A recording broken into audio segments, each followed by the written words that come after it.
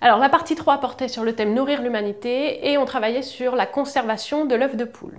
Vous aviez deux questions. Dans la première question, c'était un choix multiple. Il fallait répondre C, c'est-à-dire que l'œuf fraîchement pondu possède des propriétés naturelles de défense, à la fois une barrière physique constituée par la cuticule qui est à la surface de la coquille et la coquille elle-même. Ces deux membranes vont être une barrière physique à l'entrée de micro-organismes qui pourraient venir abîmer la qualité de l'œuf.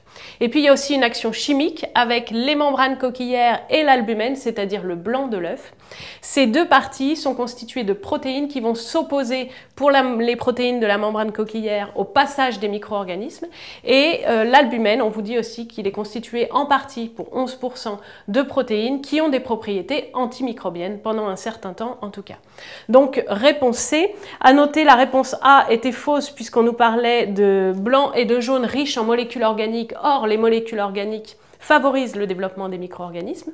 Dans la proposition B, on nous parlait d'une coquille strictement imperméable aux micro-organismes, ce qui n'est pas le cas. Elle est imperméable, mais ça n'est pas strict. Et enfin, dans la dernière proposition, la D, on nous disait que les constituants de l'œuf n'évoluent pas avec le temps. Or, là aussi, c'est faux, puisque au cours du temps, les propriétés physiques et chimiques qui empêchent le développement des micro-organismes vont diminuer. Maintenant, dans la question 2, vous deviez rédiger des réponses pour justifier 3 conseils qui sont donnés concernant la conservation des œufs. D'abord, il est déconseillé de laver les œufs. En effet, cela va détruire la cuticule, on l'explique dans les documents, et la destruction de la cuticule réduit donc la barrière physique dont il était question dans la question 1. Et puis, les pores de la coquille deviennent alors perméables. Si la coquille est humidifiée, ils deviennent perméables aux micro-organismes. Donc, le lavage réduit la durée de vie en fait de l'œuf.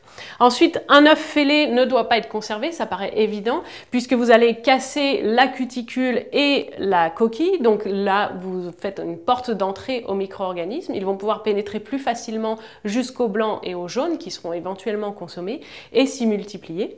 Et enfin, il est conseillé de conserver les œufs au frais. Ça, c'est en rapport avec le document 2B, dans lequel vous aviez un graphique qui vous présente le temps de doublement des salmonelles, des bactéries qui peuvent être dangereuses pour la santé, en fonction de la température de conservation d'un aliment.